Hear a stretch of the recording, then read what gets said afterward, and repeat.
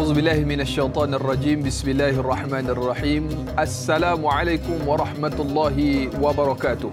Alhamdulillah wassalatu wassalamu ala Rasulillah wa ala alihi wa sahbihi wa man walah, amma ba'du. Apa khabar para penonton setia Tanyalah Ustaz, biar tahu jangan keliru. Alhamdulillah, saya mengharapkan walau di mana jua ada semua berada, mudah-mudahan tuan-tuan dan puan-puan berada dalam keadaan sihat walafiat, dirahmati dan disayangi oleh Allah Subhanahu wa taala. Alhamdulillah thumma alhamdulillah. Syukur kehadrat Allah Subhanahu wa taala atas segala nikmat yang Allah taala kurniakan kepada kita. Dan Tanyalah Ustaz, kita bersiaran pada pagi ini untuk kita sama-sama membicarakan, mendiskusikan istimewa bersempena dengan hari ulang tahun maritim yang ke-19. Kita bawakan topik Ar-Ribat, iaitu benteng. Dan sebagaimana biasa, kita bawakan untuk edisi istimewa pada pagi ini bintang ilmuwan yang telah pun bersama-sama dengan saya pada pagi ini, iaitu Al-Fadil Kapten Maritim Ustaz Nik Kamaruddin Yunus. Assalamualaikum Ustaz. Waalaikumsalam warahmatullahi wabarakatuh. Tengok Ustaz, saya rasa nak bagi pantun Ustaz. Mukadimah hari ini tengok. Boleh. Lawa seragam tu baik. Dengan izin Ustaz, berbunga siantan tepian permatang, tumbuh dedalu di pohon cemara, musuh dilawan, petualang ditentang, teguh bersatu membenteng negara. Itulah tajuk kita pada pagi ini, Ar-Ribat, iaitu benteng.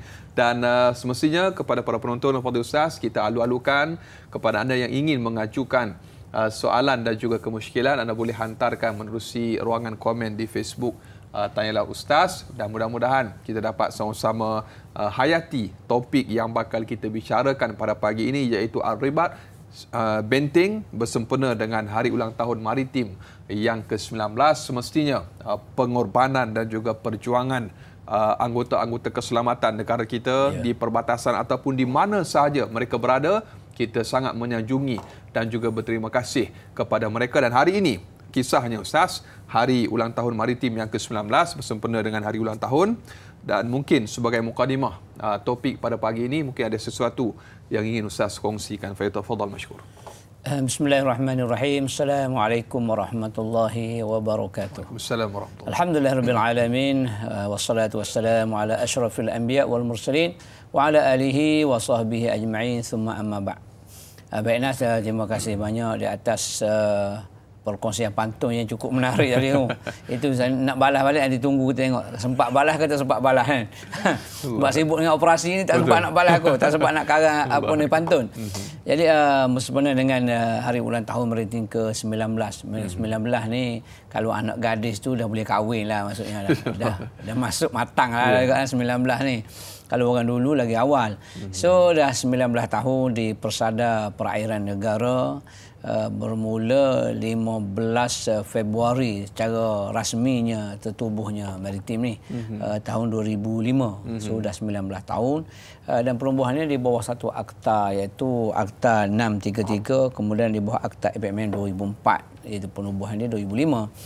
So ini sebenarnya penubuhan ini ialah untuk menggabungkan semua penguat kuasa di laut, termasuk kastam, perikanan, jabatan laut, kemudian polis marin sebahagiannya, dan lain-lainnya, untuk dijadikan satu kata agensi yang untuk menjaga pengairan negara. Itu sesuai dengan tajuk Ribat, sebagai benteng pertahanan negara. Selain daripada benteng yang besar, kita, untuk maklumat Anas dan juga penonton semua, kita Malaysia ni cukup ampuh kekuatan dia, sebab kita punya bidang kuasanya antara 200 batu nautika ke laut, kemudian ke darat ni ada lebih kurang 5 batu nautika, kemudian kita ada spare lagi, iaitu polis marin yang akan jaga di pesisir pantai. Di laut lepas itu 200 batu nautika. Tadi ada navy ataupun tentera laut. Maknanya kita ada 3 lapis benteng untuk sampai kalau ada pencerobohan dan sebagainya. Itu sebagai basic supaya umum tahu. Dan kenapa kita ada, bukan sidang khas, macam kata ada macam forum lah, untuk kita kenal siapa tu maritim sebenarnya. Sebab mata telinga kita ialah rakyat. Betul. Mata telinga kita adalah rakyat. Kalau rakyat tak bekerjasama dengan kita, bagaimana mungkin kita nak kawal sempadan pengairan negara? Untuk maklum, luas dia agak-agak berapa? Kita teka je. Mana yang lebih luas di antara laut dengan daratan? Laut lagi, Ustaz? Laut lagi luas. 2 kali ganda daratan. Maksudnya lebih kurang kalau ikut dia kadang-kadang dia di antara 500 ke 600 ribu kilometer persegi keluasan dia. Kalau dengan exactly-nya dia lebih kurang 5,556 285 kilometer persegi. Itu yang terkini. Maknanya lebih kurang tu. Dan kita punya jumlah kita keanggotaan yang ada sekarang yang memenuhi kriteria dan sebagainya yang memang betul-betul dioperasi lebih kurang 4,000. Walaupun kita ada lebih kurang 4,000 ke 5,000 campur dengan guna sama, pegawai takbir diplomatik, lebih kurang 5,000. So yang beroperasi di lautan tu lebih kurang 4,000 sebilang masa. Cuba anak kira kalau 600,000 lebih kurang kilometer persegi dibahagi dengan 4,000 orang. Dengan aset yang ada lebih kurang aset kita adanya ialah 70 biji kapal, ada bot pula, bot ni yang lebih kecil, ada 196, ada 3 Agusta, 3 heli doping dan juga adanya 2 bombardier. Itu yang kita ada untuk mengawal persempadan negara yang begitu luas segi perairannya. So maknanya kalau kita kira bahagi-bahagi, satu orang kena jaga lebih kurang 150 kilometer seorang. Kena jaga. Maknanya kita pergi ke depan akan bolos di belakang, penceroboh. Sebab itu kita masih ada polis marine, depan tu kita masih ada navy dan sebagainya. Itu sebagai gambaran umum supaya kita semua netizen dan juga rakyat kena bekerjasama dengan kita sebagai mata telinga kita. Kalau tak ada anda, tak ada tuan-tuan sekalian, macam mana kita nak jaga persempadanan negara, macam mana orang nak aman untuk ibadat kepada Allah Subhanahu Wa Taala. Itu antara sedikit penjelasan berkenaan dengan bidang tugas dan juga hal-hal yang berkaitan dengan persempadanan iaitu perairan dan sebagainya antara bidang tugas yang dikawal oleh Maritim dan juga anggota-anggota yang disebut oleh Fadhil Ustaz tadi. Dan bila kita sebut tentang Ar-Ribat Benting ni Ustaz, semestinya untuk mengawal selia kedaulatan negara kita satu tanggungjawab yang besar yang semua anggota masyarakat perlu memainkan peranan yang cukup penting sama-sama untuk kita membantu mempertahankan kedaulatan negara kita. Baik, Ustaz, kita ada soalan yang pertama untuk kita raikan pada pagi ini menerusi sahabat Facebook kita Johara Abu Bakar. Assalamualaikum warahmatullahi wabarakatuh. Waalaikumsalam warahmatullahi wabarakatuh. Apakah peranan wanita bila berada di medan perang? Dan soalan yang kedua, bolehkah seorang wanita duduk di barisan hadapan? Dan yang terakhir, bolehkah seorang wanita menjadi ketua pemerintahan di atas kapal maritim Malaysia? Mohon pencerahan. Ini situasi. Tiga soalan. Tiga soalan. Okey, yang ketiga tu maknanya jadi pemerintah ataupun pengemudi kapal. Dia sudah berlaku pun dalam maritim sendiri. Bila adanya seorang pegawai wanita yang menjadi orang kata yang pegang wheel, dia punya steering lah kita sebut kan. Dia yang mengemudikan kapal dan sebagainya. Dan boleh tidak jadi isu kerana di situ dia boleh jaga aurat dia pun boleh jaga. Kemudian dia boleh jaga solat dia. Itu benda-benda yang basic yang kita kena pastikan lah maksudnya. Sebagai seorang muslimah itu yang dia kena jaga. Maksudnya boleh atau tidak, maka jawapan dia sudah pasti boleh dan telah pun berlaku. Bolehkah seorang wanita duduk di barisan hadapan? Untuk di barisan hadapan, ini dia tak sama dengan barisan hadapan solat. Dia bukan imam. Sof depan. Sof depan. Maksudnya di barisan hadapan nisbah kepada wanita. Maksudnya begitu. Dan kalau dia jadi leader sebagai ketua pun dia boleh membagi bahasa hukuman. Sebab dia adalah patuh kepada ketua, bukan sama seperti sembahyang. Sembahyang imam wanita kena duduk depan, kemudian ada belakang sujud, rukuk dan sebagainya. So ketika itu menampakkan juzuk badan yang menyebabkan dia diharamkan dan tak boleh. Walaupun pernah berlaku dulu, kalau tak silapnya ialah di tahun 97 ke? Aminah Wadud apa nama seorang kan yang jadi imam di Amerika kan. Sebenarnya itu adalah satu benda yang tak sepatutnya berlaku. Mungkin adalah kesilapannya. Tapi dari segi untuk berada di barisan hadapan, wanita pun dibenarkan dan dia adalah jadi leader pun boleh jadi. Mengikut apa yang dia belajar daripada mana-mana institusi pengajian tinggi dan sebagainya dalam bidang yang khas. Dia tak kira. Maknanya kalau bidang dia tu adalah bidang maritime ataupun bidang perkapalan dan sebagainya, sesuai dengan dia, maka dia boleh ke depan, tidak ada masalah. Dan kita tidak pernah diskriminasi antara lelaki dengan perempuan apabila dia ada kelayakan. Bila ada kelayakan. Cuma untuk jadi imam sembahyang memang tak boleh. Tapi untuk jadi ketua ataupun kapten kapal dan sebagainya adalah dia dibenarkan dan dia dibolehkan dalam GPA atau SPA sendiri. Kemudian apabila dia berada di perbatasan perang zaman Rasul sallallahu alaihi wasallam sebagai contohnya, wanita-wanita itu jadikan satu ialah motivator, menjadi semangat, dan kedua jadi jururawat. Ini pernah berlaku zaman Rasul sallallahu alaihi wasallam. Apabila seorang itu cedera dalam peperangan, maka wanita itu sebagai pemberi semangat, merangsang, dan juga dia sebagai jururawat, merawat. Kenapa lelaki tak boleh? Bukan tak boleh. Kadang-kadang lelaki ni dia sibuk nak perang, nak mempertahankan negara, mempertahankan keluarga dan sebagainya. So wanita jadi jururawat, nurse itu dia membantu untuk merawat dengan jiwa keibuan itu satu. Jiwa keibuan, kemudian dengan kelembutan dan sebagainya, itu adalah patus dia boleh mengurangkan orang panggil kesakitan. Kita berbeza lah kalau ibu dengan ayah kan. Kalau kita demam, ibu dengan ayah. Ayah kata makanlah Panadol tu, makanlah ubat tu kan. Apa ni, ayah tu sakit lebih teruk daripada engkau kan. Mak tak apalah, lain itu pun dah ada beza dah. So orang perempuan dalam maritim sendiri, maka dia dibenarkan untuk berada di baris hadapan, hatta dia menjadi kapten kapal pun boleh, ikut bidang masing-masing. Dan dalam Islam sendiri pun membenar haruskan untuk wanita itu untuk berada di medan perang sebagai perawat ataupun sebagai pemberi semangat kepada orang yang berjuang. Allahu Akbar. Mudah-mudahan terjawab soalan sahabat kita yang bertanya. Dan berikutnya, Fadil Ustaz, kita raikan lagi soalan daripada Izara di Facebook. Bagaimanakah bentuk cabaran dan pengorbanan bagi pejuang di jalan Allah Subhanahu Wa Taala yang terpaksa berjauhan daripada anggota keluarga? Bagaimanakah pengurusan emosi bagi mereka dan ahli keluarganya agar mereka dapat berjuang di jalan Allah dan menjalankan tugas serta melaksanakan amanah dengan sebaiknya? Allahu Akbar. Jauh di mata tapi dekat di hati, Ustaz. Itu antara cabaran, Ustaz. Jangan jauh di mata, jauh di hati. Dia kadang-kadang kita duduk dekat tapi sebenarnya ada yang berjauhan. Ada yang jauh tapi dekat di hati. Kita kalau boleh dekat di mata, dekat di hati. Tapi oleh kerana perjuangan, bukan hanya kita kata maritim saja, bahkan siapa pun jua yang berada di pasukan keselamatan, para tentera dan sebagainya, polis dan apa sekalipun yang terpaksa berpisah. Kadang-kadang kita nampak pasukan keselamatan saja, tak. Yang lain pun sama juga kan.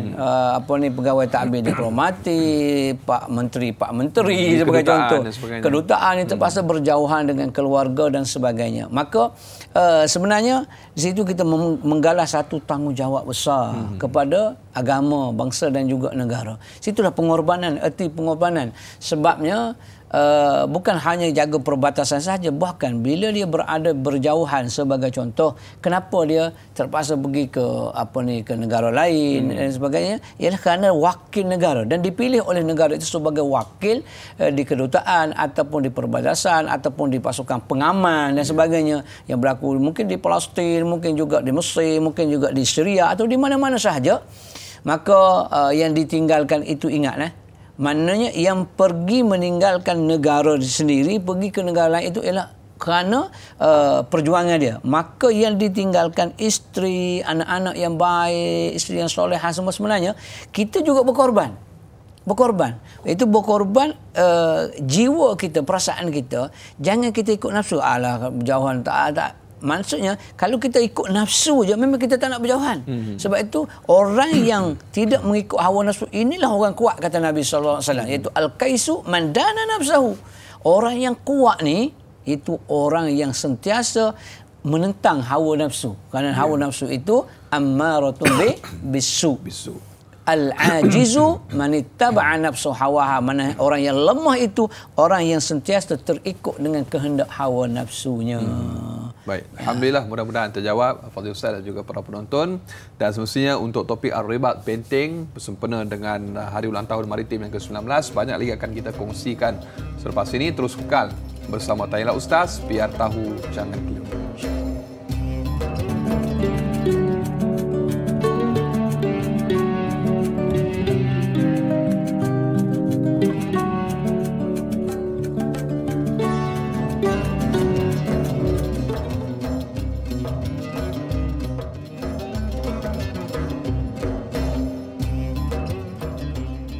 Alhamdulillah, kembali dalam Tanyalah Ustaz, biar tahu jangan keliru. Istimewa kami bawakan episod khas pada pagi ini bersempena dengan Hari Ulang Tahun Maritim yang ke-19 dengan topik Ar-Ribat, iaitu benteng.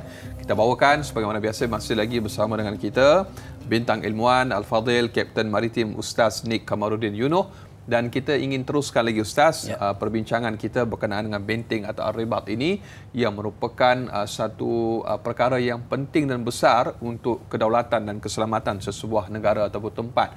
Baik, kita ada Mas Ripah Nur Jama'in Ustaz. Soalan yang berikutnya, adakah hadis ini memberi semangat dan galakan pada anak-anak untuk menjadi pejuang agama? Apakah syarat-syarat untuk menceburkan diri dalam anggota keselamatan maritim Malaysia? Dan soalan yang kedua, adakah menjadi pejuang agama lebih besar ganjarannya daripada melakukan amal soleh dan ia menjadi benteng daripada fitnah kubur? Adakah setiap daripada kita perlu ada niat untuk menjadi seorang pejuang agama dan tanah air, Ustaz? Cantik soalan dia. Baik, ini kita tengok pada satu hadis Nabi SAW. Mengenai ribat ni banyak hadis-hadisnya. Maka di antaranya ialah disebut oleh baginda Rasul SAW, iaitu ribatu yaumin walailah. Sesiapa yang menjaga ribat ni maknanya menjaga, membentengkan satu hari satu malam, mempertahankan negara sama ada daratan, lautan, udara dan sebagainya, khairun min siyami syahr wa qiyamuhu. Maksudnya, kalau dia puasa sunat sebulan dan juga qiyam malam. Tengok kelebihan dia dulu. Wa in mata jarra alaihi amaluhu. Kalau dia mati sekalipun, amal dia tu berterusan. Jarra masih lagi berlari. Maksudnya, pahala itu tetap konsisten walaupun dia dah tak ada. Allazi kana ya'maluhu, yang telah dia amal sebelum ni. Maksudnya, kalau yang tadi, soalan yang sebelum itu pejuang tadi, pergi berjuang. Kemudian isteri dan anak-anak berkorban masa, berkorban tenaga, berkorban perasaan jiwa sekalipun, maka dia juga akan mendapat pahala yang sama. Wa ajriya alaihi rizquhu, dan juga Allah tambahkan rezekinya, ataupun tambahkan lagi rezeki ini sama ada rezeki anak yang soleh, isteri yang solihah, kawan-kawan yang baik dan sebagainya. Dan akhir sekali, minal fattan. Wa aminal fattan maksudnya dia terselamat daripada fitnah kubur. Maka soalan tadi, adakah selamat daripada fitnah kubur? Ya. Maksudnya orang yang berjuang di jalan, bukan hanya maritim sahaja. Maksudnya yang mempertahankan negara. Sebab apa? Besar sangat dia ni. Sehingga sama dengan qiyam, sama dengan puasa sebulan, pahalanya berganda-ganda, rezeki dilipat luaskan dan selamat daripada seksa kubur. Besar ni. Adakah masuk maritim je? Ataupun tentera ataupun polis? Tak. Maksudnya yang menjaga perbatasan, termasuk juga saya sebut mudah aja. Satu malam kita ada SRS, skim rondaan setempat, contohnya, kan? Itu tak ada kata bukan dia polis, bukan apa, campur-campur. Ada yang guna sama, ada yang kerja swasta dan sebagainya. Tapi dia menjaga persempadanan iklim taman. Jaga taman je. Pada malam itu, daripada pencerobohan, daripada pengkhianatan, daripada rasa keluh kesah, maka ketika itu orang yang tidur aman itu disebabkan oleh kita, kemudian dia bangkit pula waktu malam sujud kepada Allah Subhanahu Wa Taala dengan aman, dengan selesa berdoa kepada Allah, ya Rabb ighfir lana dhunubana wa tub alayya wa tub alaina dan sebagainya. Maka pahala orang yang sedang bertahajud sembahyang malam itu juga mengalir kepada orang yang ribat. Saya panggil juga ini ribat. Walaupun dia tidak pegang senjata, tapi dia menjaga persempadanan kawasan rumah rukun dia, itu rukun tetangga tadi, maka amanlah orang ibadat kepada. Apatah lagi kalau dia jaga persempadanan negara yang begitu luas, tentera, maritim, polisnya, marinnya dan sebagainya yang menjaga perbatasan itu. Sudah pasti nasabahlah Allah balas dia dengan orang yang qiyam malam, pahala pun dia dapat. Orang yang berpuasa siang pun dia dapat. Sebab kita jaga ni bukan malam saja. Sebab kalau kita kira tadi 600,000 kilometer dengan yang ada yang jaga tu lebih kurang 4,000 orang. Kita campur pula polis berapa, kemudian kita campur pula dengan tentera berapa. Mana satu kilometer tu berapa orang kena jaga? Sebuah contoh. Mana daripada dibolusi oleh musuh-musuh daripada luar. Maka sebab itulah pahala dia, sehingga walaupun dia dah tak ada sekalipun, dia dah terkorban, maka pahala tetap juga akan mengalir dalam kuburnya. Begitu juga amal rezekinya dilimpah luaskan oleh Allah Subhanahu Wa Taala dan dia selamat daripada fitnah-fitnah dalam kubur. Kemudian soalan tadi juga syarat-syarat untuk masuk dia.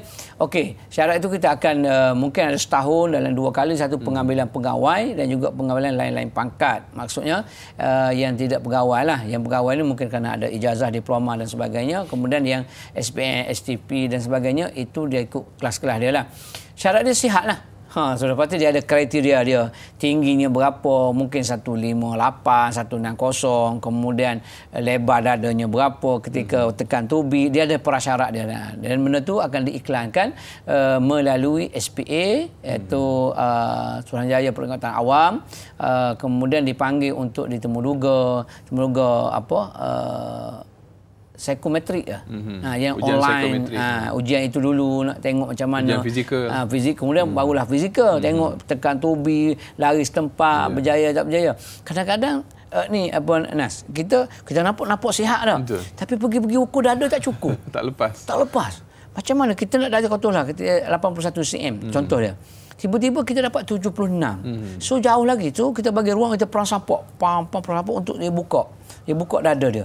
Tiba-tiba tak buka. Ada something, sebab kita tak boleh kata takkan tak boleh sikit je. Ya, tetapi sebab bila melibatkan kelautan ni, ke laut, dia melibatkan renang, dia melibatkan selam. So bila kita berada di air, dada kita akan kembang. Tiba-tiba tak mengembang. Betul. Maka tak kembang itu menyebabkan paru-paru, menyebabkan jantung dan sebagainya. Saya ingat dulu masa pemilihan tentera, dia tengok kaki tau. Kalau kaki kita tak melengkung, dia panggil kaki gajah. Kaki gajah, orang tak boleh berdiri lama sebab udara tak masuk. Betul. Dia boleh jadi pengsan ketika mana pembarisan. Orang kata, takkan itu ambil kira. Ya, kita yang tak tahu ni memanglah kan. Maknanya kaki flat tak lepas lah. Tak lepas. Dia tengok tu. Lepas tu, dia pakai kacamata pun, dia ambil kira berapa rabun. Sebab dia melibatkan senjata. Kadang-kadang kata, apa benda lah yang juru ukur lah juru ni kan. Kenapa berkira sangat? Bukan berkira, sebab melibatkan keselamatan nanti. Kita hantar ke perbatasan untuk jaga keselamatan. Tiba-tiba bertukar orang dengan kancil. Ni kancil korang tam tembak. Ataupun musuh ke kawan sendiri ya. So benda-benda macam tu dititik beratkan sebenarnya. Jadi prasyarat dia nanti ada diiklankan dalam SPA dan sebagainya, insya-Allah. Kalau dia sihat tubuh badan dengan ada CJ dan sebagainya, insya-Allah kan kita masih lagi memerlukan dengan kekosongan yang masih ada untuk menjaga pengairan negara, insya-Allah. Allahu Akbar. Dan semestinya negara kita dahagakan jasa daripada pemuda dan juga pemudi yang boleh mencurahkan bakti untuk mempertahankan tanah air kita, dan mereka yang berkelayakan, Ustaz, kita sarankanlah untuk mengisi mungkin ruang-ruang yang ada dalam anggota bila mana ada pengambilan nanti, Ustaz. Ya, dalam SPA kalau betul kan lah, SPA 8 kata. Lalu dia ada semua pasukan serapan, dia ada immigration, dia ada custom, dia ada maritim dan sebagainya. So pilihan nanti ada di situ, insya-Allah. Allahu Akbar, masya-Allah. Terima kasih banyak Ustaz. Mudah-mudahan membantulah kepada mereka mungkin yang berminat. Baik, seterusnya Ustaz, kita ada Ismail Maisa yang bertanya soalan di Facebook.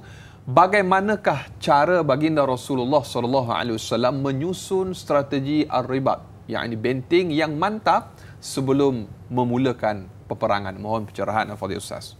Baik. Okey, al-aqlus salim fi jismis salim, akal yang salim, sejahtera itu bermula dengan fizikal yang sejahtera, yang kuat dan sebagainya. Tapi kalau fizikal dia pun dah lemah, longlai, maka macam mana musuh nak, orang kata musuh tak nak takut kan.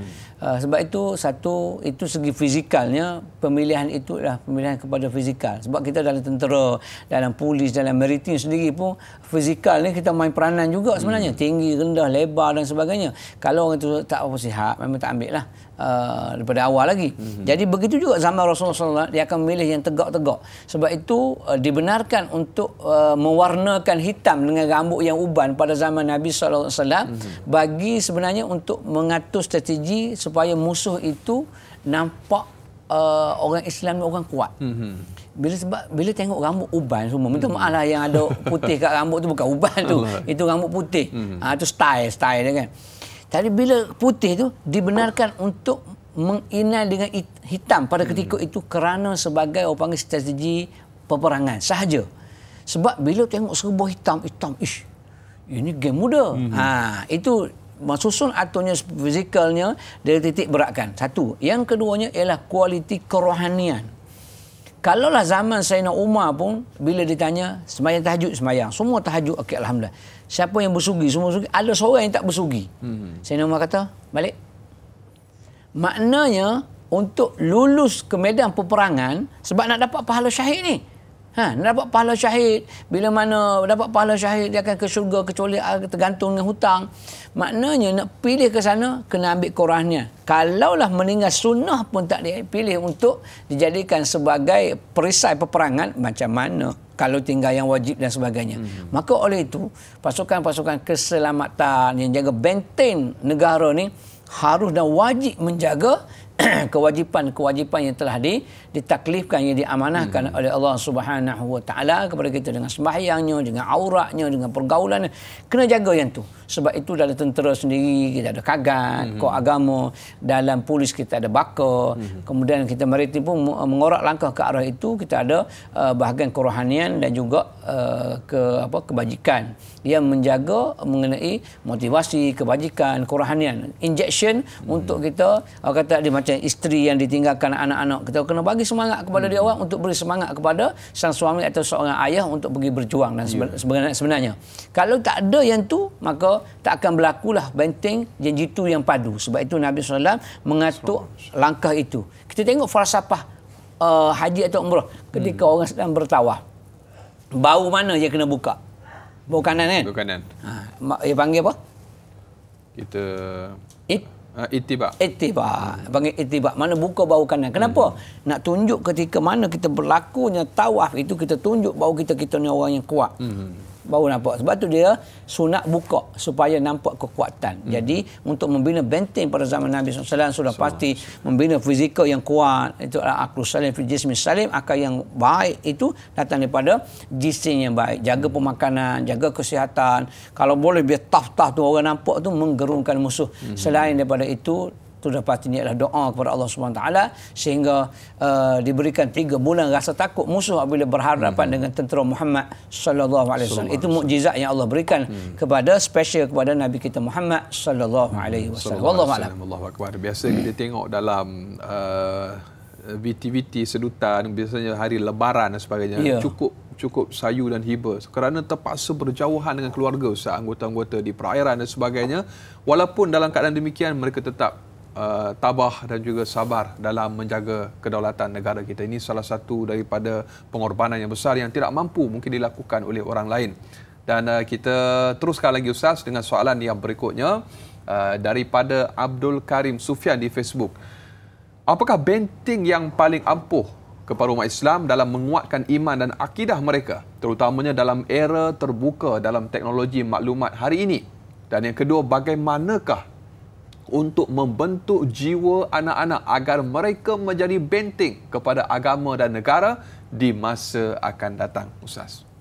Baik, kata Nabi SAW dalam sabdanya, taraktu fikum amraini, aku tinggalkan kepadamu 2 benda.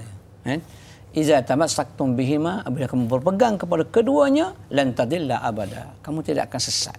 Maksudnya, 2 itu ialah Al-Quran dan sunnahku. Mana Quran dan juga sunnah. Ini sebenarnya benteng besar sebenarnya untuk mempertahankan pertama sekali akidah. Yang dia kena kuat. Macam mana kuat dia nak pergi berjuang, tapi kalau akidah ni tak betul, salah satu kerugian yang besar. Kerana matinya tidak mati syahid. Bagi contoh. Itu akidah. Mana benteng besar, mesti Al-Quran juga hadis. Kena pegang yang tu dulu. Pegang yang tu betul-betul. Bagi orang Muslim. Bagi yang tidak Muslim, dia kena faham bahawa mempertahankan tanah air itu adalah satu kewajipan untuk dia sebagai benteng. Sebab benda ini berlaku zaman Nabi SAW. Iaitu kekuatan itu bukan hanya tertentu kepada orang Islam saja pada ketika itu. Di Madinah sendiri pun, di Mekah hatta. Sehingga pada ketika pembukaan kota Mekah sekalipun, dengan kewibawaan, kebijaksanaan Nabi SAW, Al-Wahsy yang pernah membunuh bapa saudaranya Hamzah dalam perang Uhud masih hidup pada ketika itu. Tetapi baginda Rasulullah SAW memaafkan kesemua dan berbondong-bondong penduduk Mekah ketika itu memeluk Islam kerana kebijaksanaan khibrah Nabi SAW. Maknanya kekuatan tu, benteng dia ialah kekuatan ada pada diri Nabi SAW. Maka Nabi itu sebagai panduan untuk kita, untuk sebagai benteng. Sebab itu dalam anak kita nak mengajar ataupun kita nak membentuk jiwa anak-anak kita mesti tengok kepada sirah perjalanan hidup Nabi SAW. Ketika remajanya macam mana, ketika mana dia telah dewasa macam mana, ketika dia telah menjadi pemimpin yang macam mana. Kerana tidak pernah ditinggalkan oleh baginda Rasul SAW, kerana dia dijaga oleh Allah Subhanahu Wa Taala sedari daripada kecil. Sebab itu masa dia belum lagi ditauliahkan sebagai Nabi dan Rasul, orang kampung telah panggil dia Al-Amin. Muhammad Al-Amin. Sehingga mana-mana yang nak pergi musafir untuk berniaga, bersaudagar dan sebagainya, dia akan titipkan sesuatu benda diamanahkan untuk Muhammad menjaga. Sebab Muhammad ini digelar sebagai Amin, orang yang amanah. Maksudnya kalau dia pergi suruh jaga satu unta lah, satu kereta, mana mailih dia tidak akan bergerak. Mana tapak kaki unta dan kuda tu tak akan haus. Kalau bagi kat kita jaga sekarang, kalau minyak kereta penuh tu dia akan jadi kosong. Kilometer tu daripada 1,000 jadi 1,000, jadi 3,000 boleh jadi. Maknanya kurangnya amanah. Sebab itu kena balik semula kepada Al-Quran dan juga hadis, sunnah perjalanan hidup Nabi SAW sebagai benteng kekuatan kepada kita orang Islam untuk menjadi satu akidah, satu juga ialah untuk syariah, untuk mempertahankan kedaulatan negara dan juga untuk mempertahankan agama bangsa dan tanah air tercinta. Tampak bercahaya sinaran suria pohon jati condong ke barat. Sayangi negara, peribadi mulia, setia berbakti sepanjang hayat. InsyaAllah Tanya Ustaz akan kembali selepas ini. Banyak lagi akan kita kongsikan untuk topik Ar-Ribat Benteng. Terus kekal bersama Tanya Ustaz. Biar tahu, jangan keliru.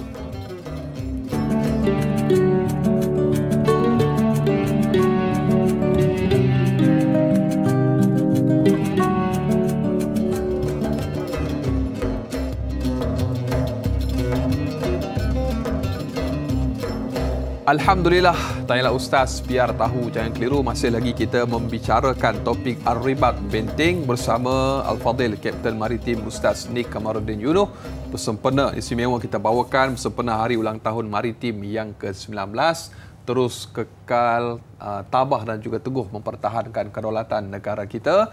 Dan kita masih lagi Ustaz berbicara tentang Ar-Ribat Benteng dan soalan daripada sahabat Facebook kita seperti tadi. Iaitu soalan kedua kita belum raikan lagi Ustaz. Berkenaan dengan membentuk jiwa, kaedah membentuk jiwa agar anak-anak ni dapat memberikan sumbangan bakti kepada negara dari sudut agama, negara dan sebagainya. Dan apakah peranan kita terutamanya ibu dan juga bapa dalam menerapkan nilai ini Ustaz? Okey, kesinambungan daripada tadi maksudnya kita merujuk kepada Al-Quran hadis sebagai sirah perjalanan hidup Nabi SAW. Dan dalam zaman teknologi yang ada sekarang dengan ancaman, dugaan dan sebagainya, maka seorang ibu dan ayah, dia sendiri kena ada semangat patriotik itu sendiri, kena dia sendiri. Kalaulah contoh pada hari kemerdekaan nak angkat bendera pun susah. Kemudian pandang sini ala apa benda lah macam tu kita contoh. So ibu dan ayah main peranan dalam untuk menerapkan jiwa kepatriotikan. Patriotik, semangat kenegaraan itu sendiri. Dan sentiasa bawa kisah-kisah perjuangan para patriotik negara sebagai contohnya. Bagaimana memperjuangkan tanah air, bagaimana pandemik yang berlaku 2019 itu sebenarnya adalah membagi impak yang besar untuk kita sendiri yang hidup zaman kata-kata saya lahir tahun 72. Anas 80, 90 orang. Allah. Mana masih baby ya. Baby.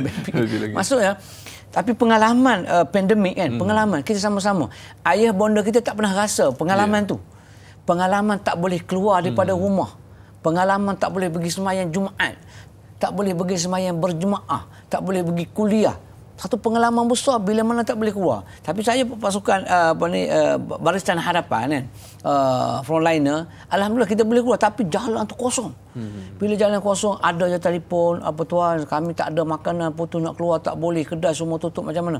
So kita ambil senarai, terpaksa kita pergi hantar cari dermawan. Alhamdulillah ramai dermawan walaupun ketika itu dalam kesempitan kerana perniagaan tetapi masih lagi mengeluarkan zakat, minta kita ambil bantuan pergi hantar dan sebagainya. Semualah pasukan. Maksudnya daripada itu kita merasa ya Allah, bagaimana orang dahulu untuk memperjuangkan kemerdekaan. Kalau kita berada dalam sebuah negara yang ditindas, yang dijajah, kita tak boleh nak buat apa-apa macam pandemik. Semacam pandemik. Jadi kita bawa kisah-kisah begitu kepada anak-anak kita untuk membentuk jiwa. Sebab sesuatu itu dengan jiwa sebenarnya, dengan perasaan. Body kita boleh makan jadi gemuk. Tapi jiwa dalam mana nak bagi pil apa, nak bagi dia gemuk. Suplemen apa supaya gemuk dia kuat, tegar dan sebagainya. Apa kena bagi? Yang ni cerita-cerita patriotik kita kena bawa.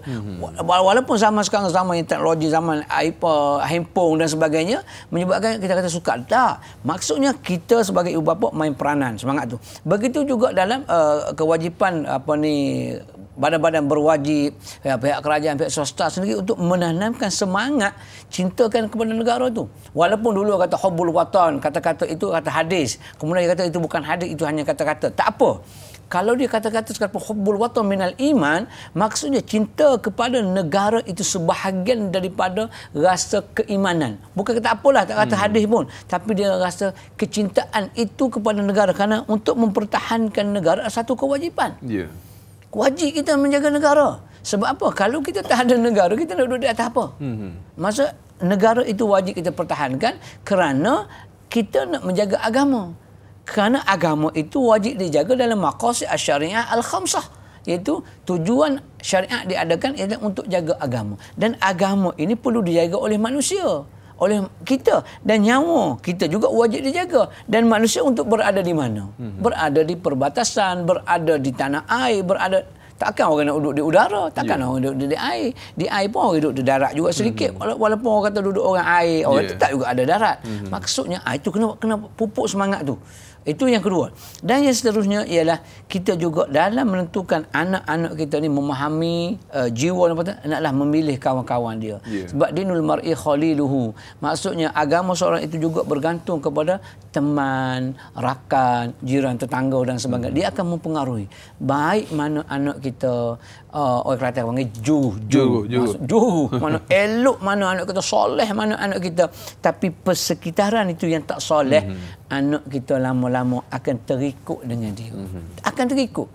Dalam kandang lembu kita baik. Pukul 7 sebelum azan maghrib lembu dah masuk kandang. Semua betina mereka. Tapi lembu luar, lembu liar luar, lembu jantan. Mari tunjuk body sado. Lembu kita yang dalam tu tak boleh tahan. Tengok body sado kat luar. Perut sixes. Body berketak macam udang.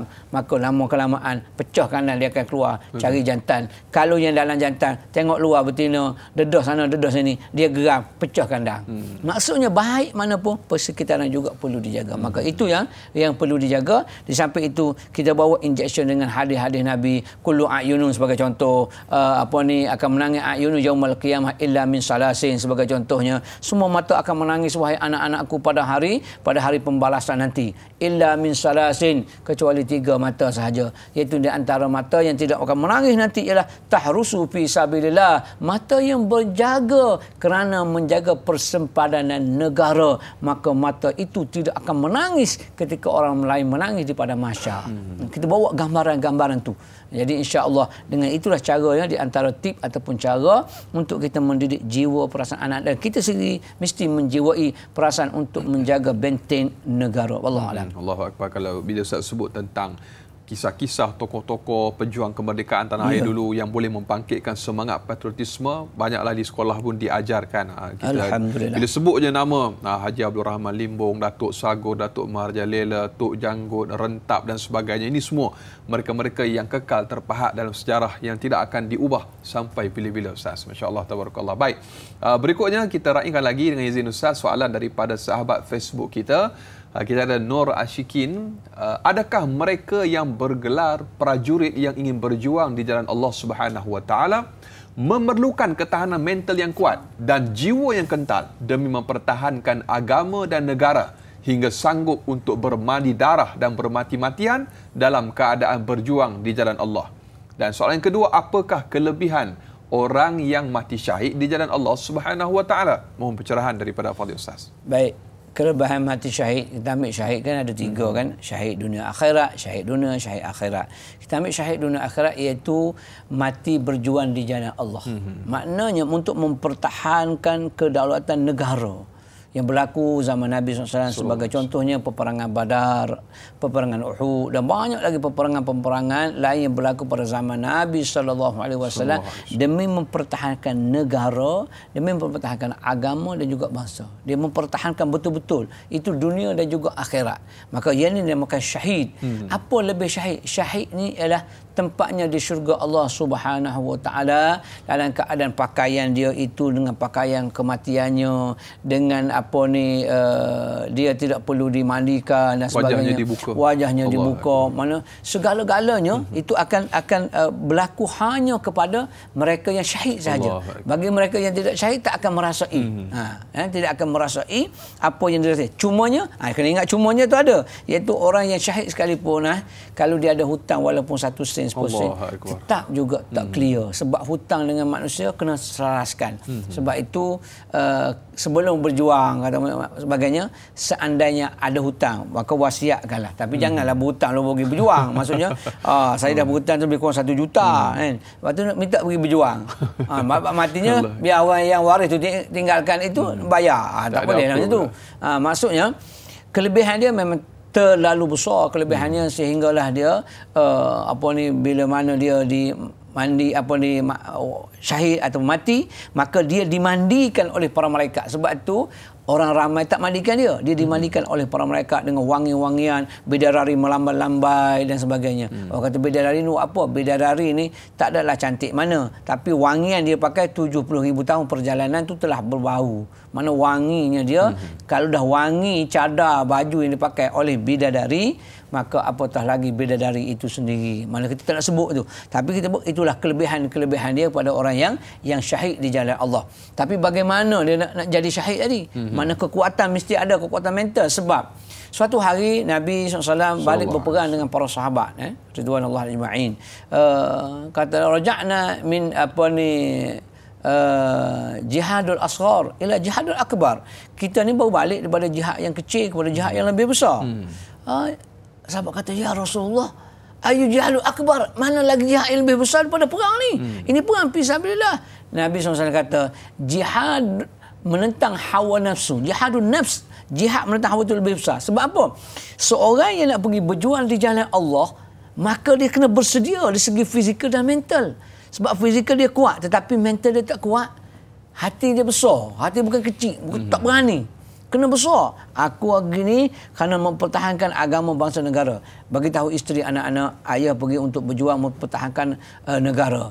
Bila ayah pergi, ibu taatlah kepada ibu, taatlah kepada guru, baiklah ngejiran dan sebagainya. Semua pesanan-pesanan itu memberi kekuatan sebenarnya. Jadi kekuatan mental itulah mempertahankan kekuatan itu untuk mempertahankan kedaulatan negara dan sebagainya. Maka dia berani tinggalkan isteri dia tinggalkan anak-anaknya sebagainya, semata-mata kerana memilih jalan Allah Subhanahu Wa Taala. Maka kekuatan itu kena ada. Sebab di hadapannya adalah musuh, sama ada hidup ataupun mati. Tetapi dia tahu mati itu matinya syahid, balasannya cukup indah, balasannya cukup setimpal dengan apa yang dia buat. Sehinggalah disebut sebagai mati dia itu mati orang yang sentiasa pahalanya mengalir walaupun dia telah pergi ataupun dia telah kembali kepada Allah Subhanahu Wa Taala. Sebab amal itu amal yang soleh. Iza mata ibnu Adam inqata'a amaluhu illa min salas. Di antaranya ialah sadaqatun jariyah, ilmu yang tafi'u bihi wa ibnu salih yad'u lahu. Mungkin di antara itu kita tengok mungkin ada anak soleh yang dilahirkan, ataupun juga sedekah yang disedekahkan dengan jiwa raga dia, dan juga mungkin ilmu dia itu, ilmu peperangan menyebabkan generasi kemudian mengikut caranya. Maka kesemua itu akan masuk dalam akaun ataupun dividen dan bonus selepas dia kembali kepada Allah Subhanahu Wa Taala. Wallahu a'lam. Amin, insya-Allah. Mudah-mudahan kita tergolong dalam kalangan orang-orang yang berjihad dan berjuang di jalan Allah Subhanahu Wa Taala. Amin, insya-Allah. Dan banyak lagi akan kita kongsikan kepada Ustaz untuk tajuk Ar-Ribat Benteng. Terus kekal bersama Tayana Ustaz, biar tahu jangan keliru. Kita kembali selepas ini.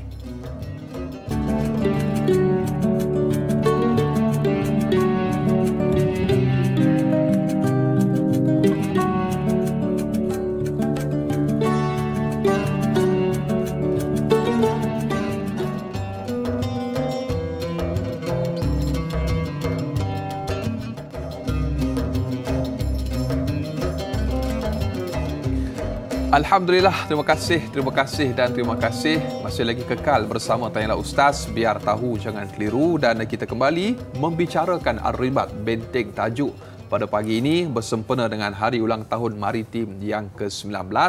Masih lagi kita bersama bintang ilmuwan Kapten Maritim Ustaz Nik Kamaruddin Yunuh, dan kita ucapkan jutaan terima kasih Ustaz kepada para penonton yang terus setia menonton Tanyalah Ustaz pada pagi ini, yang menonton menerusi Facebook Live. Jangan lupa untuk tekan butang kongsi, sebar luaskan, mudah-mudahan bermanfaat insya-Allah. Baik, soalan yang berikutnya Ustaz, dengan izin kita raikan lagi di Facebook Razali Zali Ismail. Soalan yang pertama, apakah hukumnya Ustaz menjadi anggota keselamatan di negara yang diperintah oleh pemerintah yang bukan Islam dan bukan negara Islam? Soalan yang kedua, bilakah diwajibkan kepada seseorang itu menjadi ribat, yakni benteng kepada negaranya, Ustaz? Okey. Kalau kita ingat kepada satu potong ayat Quran, iaitu wa'iddu lakum mastata'tum, kan. Mana bersiap sedialah kamu apa yang termampu daripada kamu. Maknanya bersedia ni bila? Ya. Maknanya kita ada pasukan apa?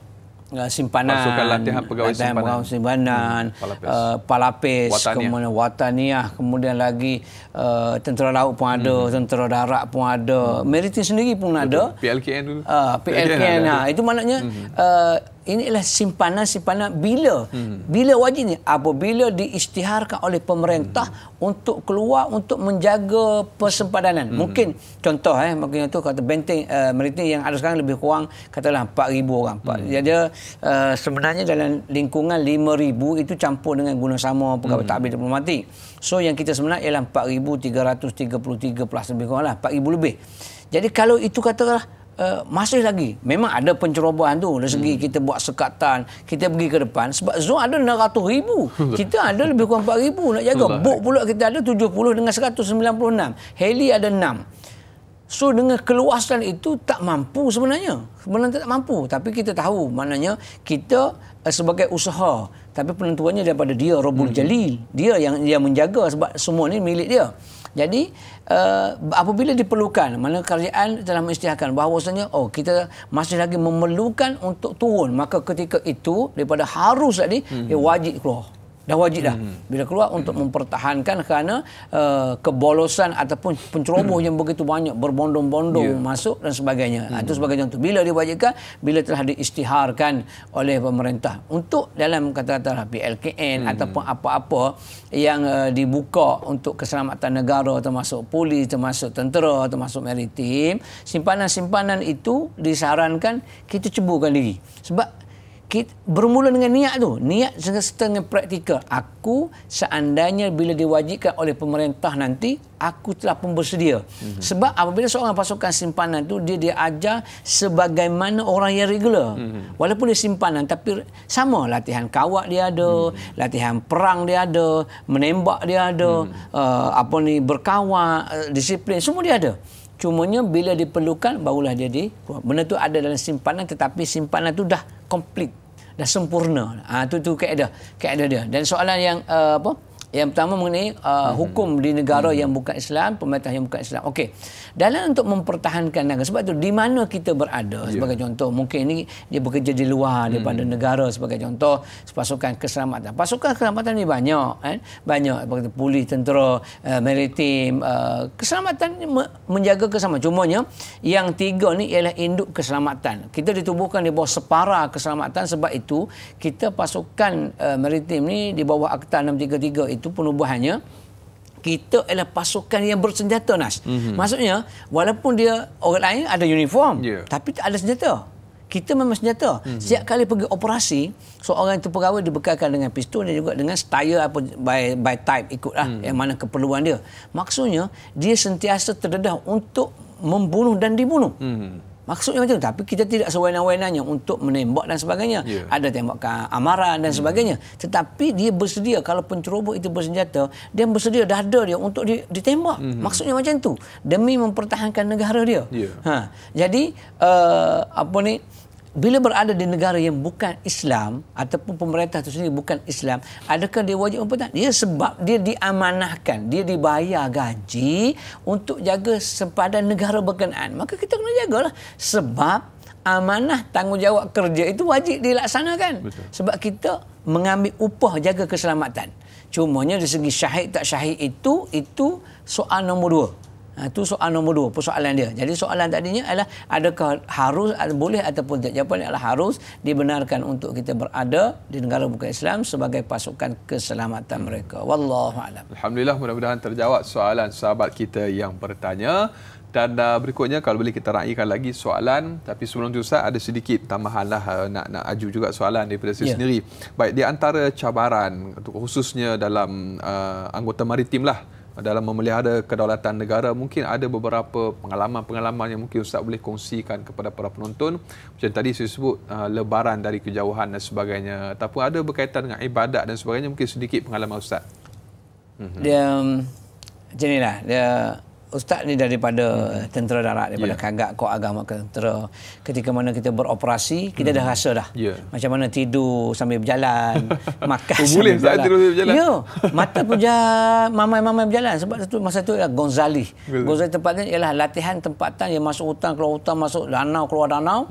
Masa yang diperuntukkan tu kita tak sempat untuk sampai ke destinasi A, B dan sebagainya. So ketika itu masa yang ada ialah terpaksa berdiri kejap untuk solat. Diri. Kemudian makan pun berbuah dalam mesting dia, buah Maggi ke apa benda ke, masak mi ke apa, sambil berjalan, panas-panas sambil berjalan je. Semayang berhenti, tidur pun sandar dekat pokok telak seminit 2 minit je. Allah. Itu dia. Tetapi bila masuk maritim, kita rasa kita senang mengajar ni. Nah, kita beritahu, okey, apabila kita berada atas kapal terbang, atas kapal laut, begini cara sembahyang dia. Cerita teori boleh lah bos kan. Bukan bos, guys. Guys. Maknanya teorinya macam tu, macam orang belajar boxing ke apa benda kan, teorinya. Tapi bila nak atas ring belum tentu. Belum tentu sebab penyepak orang tak sama dengan penyepak kita kan. So bila duduk ni pengalaman pergi sembahyang tarawih di atas kapal. Ini kapal bukan bot kata kapal. Kita bawa rombongan VVIP dan sebagainya. Sembahyang tarawih berbuka puasa. Satu nak buka puasa satu hal kan. Masakan semua nak makan yang atas tu punya. So makanan yang ala tu kita masak ala kemampuan kita lah. Kemudian bila solat, macam mana solat? Allahu Akbar, ombak setengah sengit macam mana? Pusing pula. Gelusung. So kita akan cari satu sudut di mana kita akan berpegang kepada tiang ataupun apa-apa besi yang ada, sandangkan tubuh kita. Allahu Akbar. Selit kat situ. Selit. Kalau perlu kita paut je. Ataupun tak boleh nak angkat takbir kalau ombak yang besar, kita pegang. Kita pegang aja. Allahu Akbar, angkat takbir tangan bergerak, ini sunat. So pegang Allahu Akbar. Habis Fatihah, baca surah, rakaat. Berdiri. Kemudian kalau mampu sujud, sujudlah. Sekadar yang mampu. Maknanya macam tu sekali bila berada di atas kapal dan sebagainya. Maka yang sebab itu kelebihan dia, walaupun dia nampak kata dia ni nampak jahil, tapi macam mana dia buat ibadat di atas kapal, ibadat di atas kapal terbang, kapal selam dan sebagainya. Walaupun kita tak ada kapal selam, tetapi orang yang berada di sana lakukanlah ibadat itu. Allah Maha menilai kita, insya-Allah. Nilaian itu yang paling besar di sisi Allah Subhanahu Wa Taala, insya-Allah. Amin, insya-Allah, mudah-mudahan. Dan semestinya banyak lagi akan kita kongsikan kepada para penonton untuk topik Al-Ribat Benteng. Kita akan tamat di TV3, kita akan sambung lanjutan 30 minit siaran tambahan di TV9. Tanyalah Ustaz, biar tahu jangan keliru.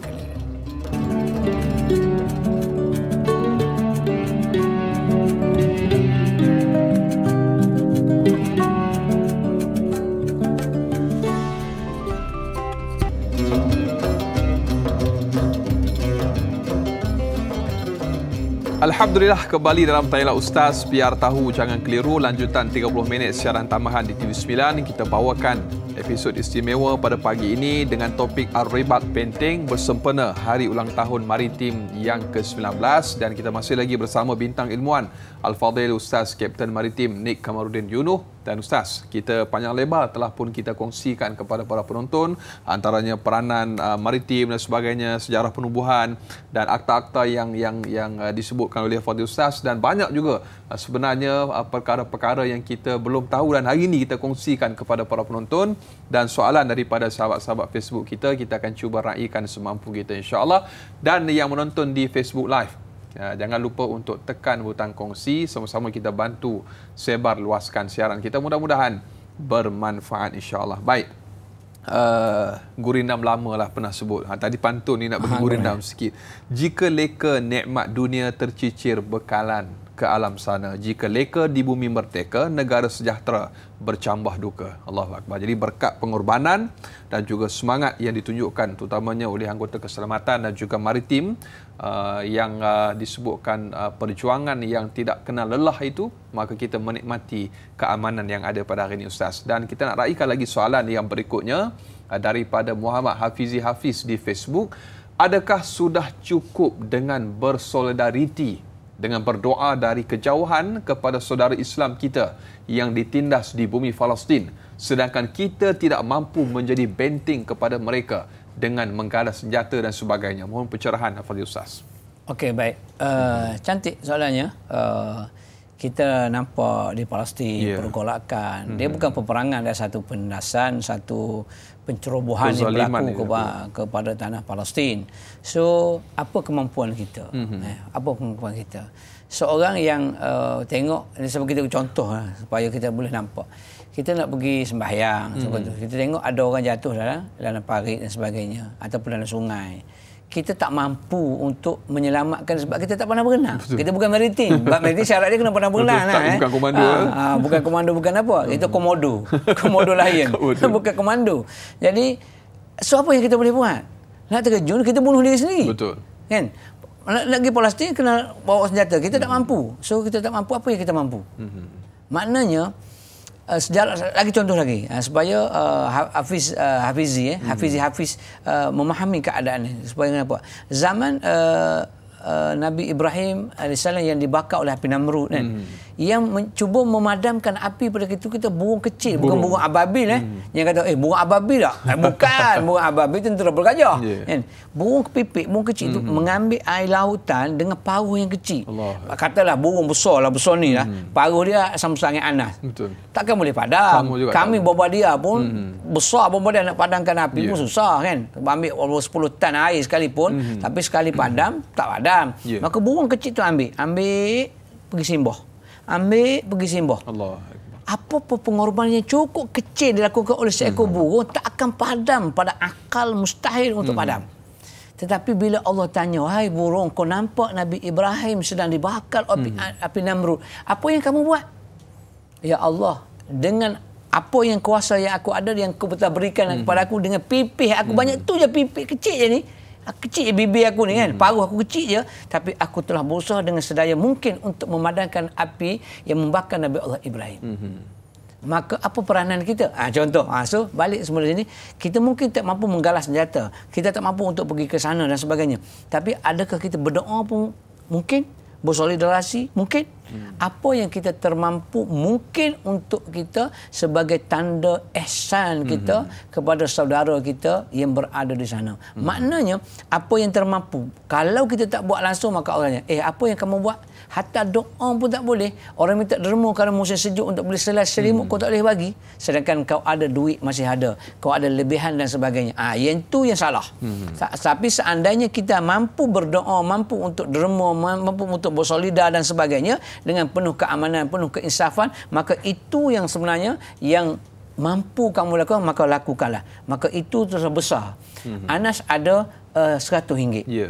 Anas bagi derma RM50. Okey, RM100. Ustaz ada RM20. Ustaz bagi derma RM20. Siapa yang paling baik? Allahu Akbar. Anas ke Ustaz? Ustaz punya lah. Ustaz lah. Ustaz habiskan. Ustaz ada RM20 je, tapi Ustaz bagi. Anas ada RM100, Anas bagi RM50. Jumlah nampak Anas banyak, 50. Tapi Anas masih balance RM50 untuk dia. Tapi Ustaz dah tak ada nothing. Orang Kelantan kat saya, kampung saya panggil nothing. Tak ada apa-apa dah. Tapi dia masih ada RM50. Dia boleh survive. Saya dah tak boleh survive. Begitu juga kemampuan kita. Aku mampu ini yang aku berikan. Ya Allah, aku berdoa kepada saudara aku. Setiap kali aku sembahyang, aku akan berdoa minta kesejahteraan mereka. Engkau maha pengira, engkau maha pembalas, engkau ya muntaqim ya Allah. Maka itu kemampuan kita. Saudara Hafiz, itulah kemampuan kita, sentiasa berdoa. Apa yang mampu kita berikan dengan keuangan, orang derma dan sebagainya, kita dermakan untuk fi sabilillah, insya-Allah. Mudah-mudahan apa yang kita termampu buat itu dinilai tinggi di sisi Allah Subhanahu wa taala, insya-Allah. Amin, insya-Allah. Mudah-mudahan terjawab soalan sahabat kita yang bertanya. Demikian antara perkara yang kita boleh lakukan semampu kita. Kita berjihad dengan cara dan juga versi kita masing-masing, kemampuan kita masing-masing. Seperti kata pepatah menyebutkan, ukur baju di badan sendiri. Masya Allah, tabarakallah. Baik, tengok baju cantik Ustaz, seragam. Ni nama pakaian dia mungkin sedikit Ustaz boleh share sikit kan? Ni pakaian one dress. One dress dia panggil Ustaz. Ini pakaian untuk istiadat istana, pembarisan kita dan sebagainya. Inilah pakaian nombor 1. Yang kuning tu dia ada nama dia Leyak. Ustaz?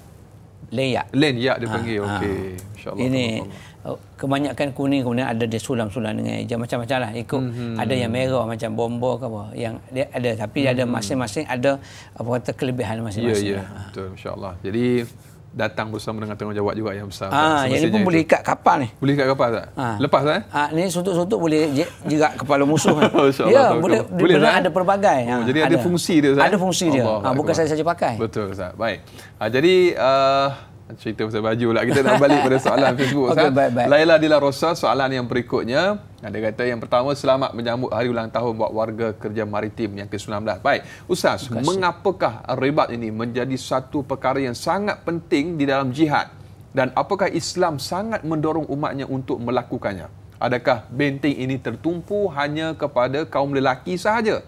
Bagaimana pula dengan peranan kaum wanita? Mohon perkongsian ilmu daripada Fadil Ustaz sedikit Ustaz. Okey, cantik. Soalan daripada Laila. Laila Laros. Dari Sabah Ustaz. Sabah. Ni nak cakap Sabah bah. Boleh cakap Sabah. Boleh. Terima kasih Sabah di atas ucapan hari ulang tahun maritim ke-19. Kami sudah anak dara, sudah boleh kahwin. Okey. Apabila kita kata wanita, suami pergi sembahyang berjemaah sebagai contoh. Isteri menyediakan baju, jubah, serban, kupiah atau sebagainya untuk persiapan suami pergi sembahyang berjemaah. Adakah pahala berjemaah itu dapat kepada isteri? Dapat kan? Dapat. Simple. Maka seorang lelaki ataupun suami ataupun ayah pergi berjuang, benteng mempertahankan negara sebagai contohnya. Isteri tak pergi, tapi isteri rela, pasrah, berdoa. Maka pahala-pahala jihad yang dimiliki oleh suami bergelar lelaki itu juga dimiliki oleh wanita. Wanita bukan dilarang seperti soalan sebelum ni. Adakah wanita dalam APM dibenarkan? Dia boleh dibenarkan, macam juga pasukan keselamatan yang lain, sebab kita ada bidang-bidang tertentu yang menjurus. Contohnya sebagai kalau dalam tentera dulu dia ada kor perkhidmatan yang melibatkan masakan dan sebagainya, yang melibatkan pengurusan perkeranian, logistik dan sebagainya, yang tidak perlu kepada peperangan. Tetapi kalau seandainya pergi ke medan perang sekalipun, dia tetap juga diperlukan untuk kerana ada musuh-musuh wanita sebagai contoh. Dan kita juga di militer ada, kerana mungkin ada penceroboh-penceroboh yang kita tahan daripada kapal-kapal perang, sebab kita jaga di laut ni untuk pengetahuan, penyeludupan kita jaga, parti pendatang tanpa izin kita jaga. Maksudnya kemasukan tanpa kebenaran itu melalui kita. Seandainya ada perempuan, dia bawa ada yang datang itu, penceroboh itu dia ada perempuan, kadang-kadang dia seluduk masuk. So untuk memeriksa mereka wanita itu, maka kita perlu juga tenaga wanita. Maka dia juga diperlukan sebenarnya dalam bidang-bidang tertentu. Jadi keperluan wanita dalam benteng pertahanan negara juga diperlukan dalam bidang-bidang yang tertentu. Terkadang juga dia juga diajar untuk menembak, berkawat, pegang steering dan sebagainya, itu wheel lah, pegang kapal dan sebagainya. Jadi mereka juga diperlukan, sama juga dengan seperti seorang lelaki. Cumanya kebarangkalian berapa persen lelaki, berapa persen wanita itu kita tengoklah pecahannya untuk buat masa sekarang. Masih lagi majoritinya ialah lelaki, kerana yang melibatkan beban-beban berat dan sebagainya. Wallahu a'lam. InsyaAllah mudah-mudahan terjawab soalan sahabat kita yang bertanya, dan banyak lagi akan kita kongsikan. Kita nak berjeda sekali lagi. Tanyalah Ustaz, biar tahu jangan keliru. Kembali selepas ini. InsyaAllah.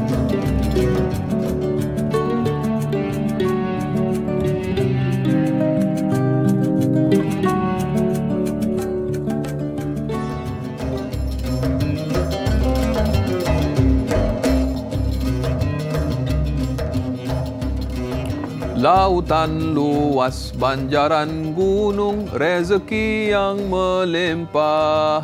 sampai habis lagu. Alhamdulillah Ustaz. Saya pun tak ingat lirik dah. Alhamdulillah Ustaz. Kita masih lagi berbicara dalam Tanyalah Ustaz pada pagi ini sehingga ke hujung siaran. Masih lagi kita dalam episod istimewa bersempena dengan Hari Ulang Tahun Maritim yang ke-19 dengan topik Ar-Ribat, benteng. Saya ingat lagu tu Ustaz.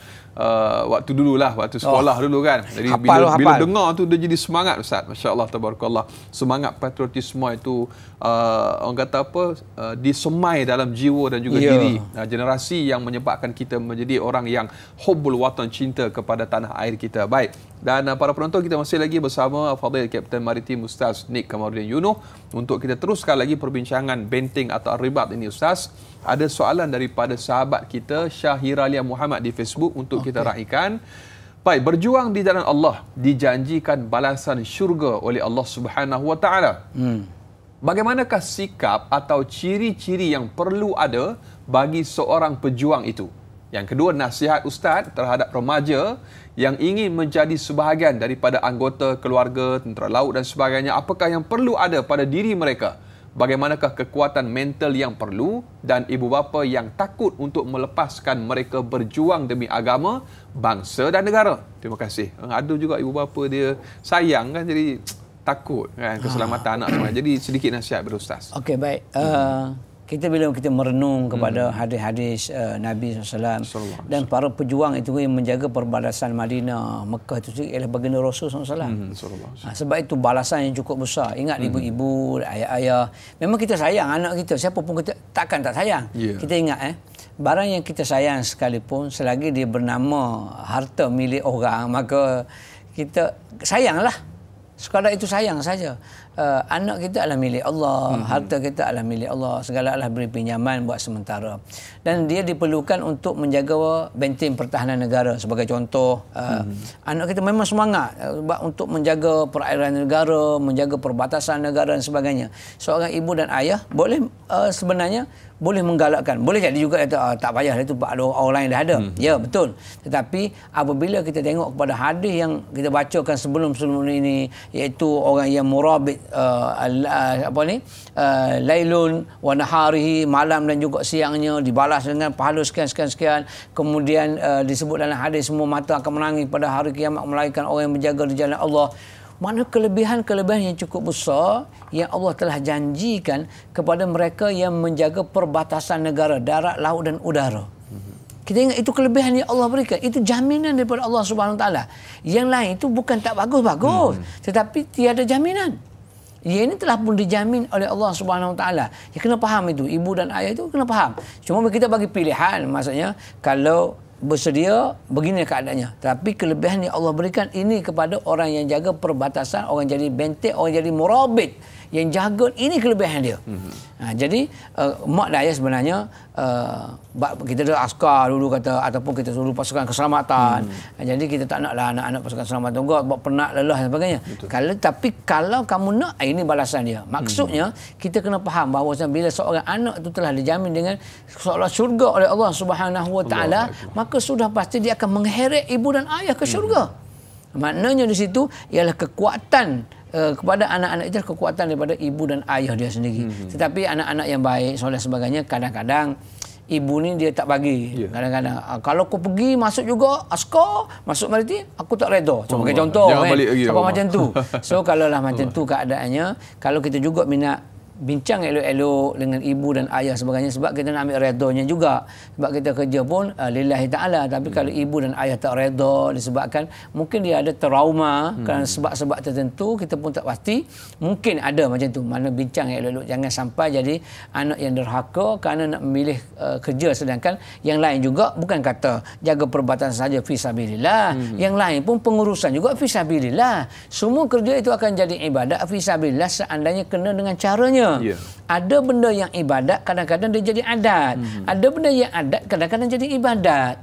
Tu kena ambil kira tu. Kerana bergantung kepada niat, kepada cara pelaksanaan. Asalnya harus bermain bola, asalnya harus bermain futsal, tetapi tak kena cara, dia akan jadi haram. Harus seorang itu makan budu, tapi budu dah jadi darah tinggi, maka jadi haram untuk dia. Gula itu harus diminum, tapi dah jadi kecil manis, haram untuk dia. Bola itu harus, tapi dah ada unsur-unsur perjudian, menjadi haram dia. Maka itulah keadaan. Kadang-kadang ibadat tapi nak tunjuk kepada orang tak ada pahala. Kadang-kadang kita buat benda dunia, kita main bola tapi kerana ukhuwah Islamiah maka dia dapat pahala akhirat. Itu keadaan dia. Jadi kita kena faham situasi berkenaan, barulah kita tahu bidang apa yang aku nak pilih. Kesemuanya ialah jihad di jalan Allah. Cumanya Allah lebihkan kepada mereka yang menjaga persempadanan. Kerana apa? Kerana orang yang duduk jaga fisabilillah dalaman segi pentadbiran, dari segi pengurusan, jaga makan, jaga keuangan negara dan sebagainya, dia diprotek oleh pasukan keselamatan. Maka dia tenang amal dalam negeri itu kerana ada tentera, kerana ada polis, ada maritim, ada custom, ada immigration, ada semua pasukan keselamatan yang bergabung gembeling tenaga kerana untuk mempertahankan adik-adik, kakak-kakak, ibu ayah yang bekerja di dalam negeri itu. So, yang ni yang besar kali sebab dia akan ditembak mati terlebih dahulu sebelum kita. Oleh kerana itu yang duduk dalam tu netizen ke rakyat ke berdoalah untuk pasukan keselamatan.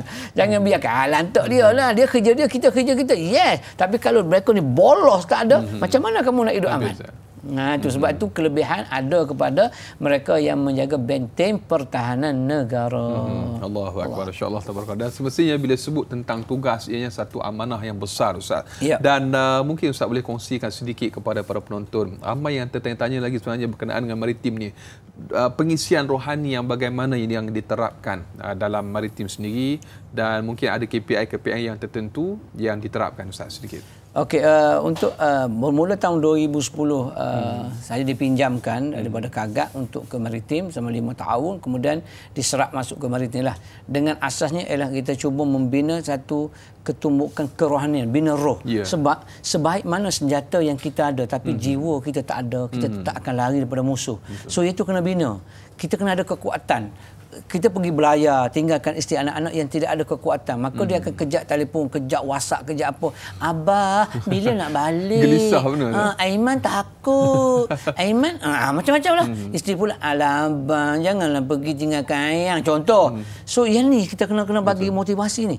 Sebab itu semangat dia. Jadi so, membina kerohanian ini adalah satu benda tanggungjawab yang besar. Sebab membina dalaman. Baik mana pun pokok tapi tunjang dia akarnya rosak, dia akan mati. Lama-lama dia akan mati walaupun nampak gah. Tapi sebenarnya telah buruk daripada dalam. Maka tugas utama kerohanian ini adalah kita membina roh, bina rohani. Maka kita adakan motivasi. Bukan hanya tertentu kepada Muslim sahaja, bahkan kepada non-Muslim juga. Itu semangat motivasi, peranan menjaga perairan negara. Kemudian bila ada wawasan baru ataupun amanat baru daripada ketua pengarah sendiri yang menggarapkan iaitu integriti dengan pengoperasian dan juga ilmu, jadi IOI. Maknanya seorang pekerja warga itu mesti seorang yang berintegriti, amanah, ketelusan, jaga daripada penyelewengan dan sebagainya, mesti diterapkan. Maka untuk menerapkan itu kita adanya unit integriti, kita adanya unit kerohanian dan sebagainya untuk menggembelin, untuk menerapkan jiwa-jiwa ni. Kalau kita tak ajar benda ni, dan benda tu kena konsisten, tak boleh ajar sekali terus orang nak berubah, tak. So kena ada. Bila kita ajar-ajar tiba-tiba berlaku juga, maka ada tindakan di situ. Tindakan itu merupakan suatu pengajaran.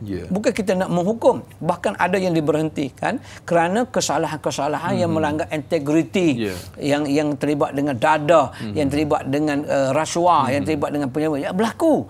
Hatta zaman Rasulullah SAW juga berlaku. Tetapi bila ada punishment, ada hukuman, ada nasihat dan sebagainya. Begitu juga dengan pengoperasian. Sebab kita penubuhan utama ialah operasi di laut. So operasi ini terletak di tengah sebagai untuk disupport dengan integriti dan juga ilmu. So kita letak di tengah tu, operasi tu ditinggikan. Tetapi operasi tak akan berlaku kalau tidak, boleh berlaku tapi dia akan musnah kerana tidak ada integriti. Pergi ke laut tidak ada orang yang menjaganya, tak ada integriti, tidak ada amanah, tak ada tanggungjawab, dia boleh tidur, dia boleh ambil rasuah dan sebagainya. Maka disupport oleh integriti dengan hukuman. Tetapi waktu yang sama sebelum belayar, kita ajar dengan ilmu kelautan, ilmu kerohanian, ilmu ibadat di laut dan sebagainya, sebagai awal kita sebut tadi. So gembelik ini cukup mantap daripada ketua pengarah yang baru ini Laksamana Hamid, iaitu memberi tahu kepada kita ini integriti diterapkan utama untuk menyokong operasi dengan ilmu yang ada. So IOI ini, maka saya ambil ini sebagai motivasi, sebagai moto dalam perjuangan maritim itu sendiri, iaitu mengawal, melindung dan juga menyelamat. Makna kita mengawal persempadanan dan kita kawal selia akidah kita.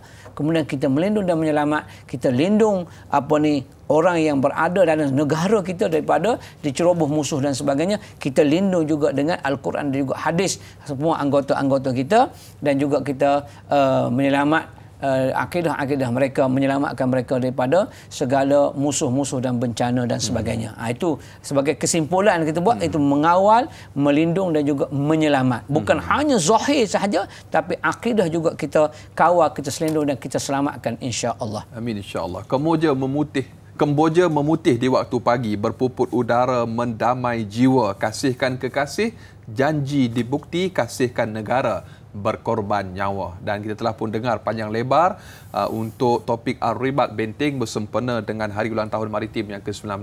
Dan sebagai yang terakhir, kita ucapkan terima kasih kepada Fadhil Ustaz, dan kita minta Ustaz tutup dengan sedikit doa. Mudah-mudahan di hari yang barakah ini, mudah-mudahan Allah Ta'ala berkati kita, terutamanya kita berada pada hari-hari menuju kepada detik-detik yang terbaik, iaitu bulan yang dimuliakan Allah Subhanahu Wa Ta'ala. Ustaz, sedikit doa Ustaz. A'udzubillahi minasyaitonirrajim. Bismillahirrahmanirrahim. Alhamdulillahirabbil alamin. Wassalatu wassalamu ala asyrafil anbiya wal mursalin wa ala alihi wa sahbihi ajmain. Amin Allah. Allahumma ya Allah ya Rahman ya Rahim wa ya Fattah wa ya Alim. Duhai Allah yang Maha mendengar, melihat, ya Allah. Engkau melihat, ya Allah, putihnya bersih baju ini, ya Allah. Amin. Kami rela, ya Allah. Yang putih bersih merah ini, ya Allah, lenjung basah bermandikan merah darah sekalipun, ya Allah, kami sanggup demi negara, bangsa dan agama kami yang tercinta, ya Allah. Amin. Engkau jadikanlah, ya Allah, setiap titisan peluh keringat yang mengalir di dahi dan dada sekalian pejuang samudera negara, ya Allah, menjaga persempadan negara darat, laut dan udara, ya Allah. Amin. Diberi kekuatan oleh-Mu, ya Allah, dinilai mulia sebagai pemberat timbangan ke syurga-Mu, ya Ilahi ya Rabbal Alamin. Rabbana atina fid dunya hasanah wa fil akhirati hasanatan wa qina azabannar. Wa sallallahu ala sayyidina Muhammad wa ala alihi wa sahbihi wa sallam. Walhamdulillahi rabbil alamin. Amin, amin ya Rabbal Alamin. Alhamdulillah. Saudara sudah penonton, kurang lebih selesai 2 jam kita dalam Tanya Ustaz pada pagi ini. Mudah-mudahan apa yang kita dengar dapat kita sama-sama amalkan dan juga sampaikan. Selamat menyambut Hari Ulang Tahun Maritim yang ke-19 daripada kami di meja Tanya Ustaz. Semoga Allah Subhanahu Wa Taala memberkati seluruh anggota keselamatan negara kita. Ayuh kita tangguh dengan kafaratul majlis dan suratul Asr. Subhanakallahumma wa bihamdika asyhadu an la ilaha illa anta astaghfiruka wa atubu ilaik. Bismillahirrahmanirrahim. Wal 'asr الإنسان لفي خسر إلا الذين آمنوا وعملوا الصالحات وتواصوا بالحق وتواصوا بالصبر. Sekian, wabillahi taufiq wal hidayah. Assalamualaikum warahmatullahi wabarakatuh.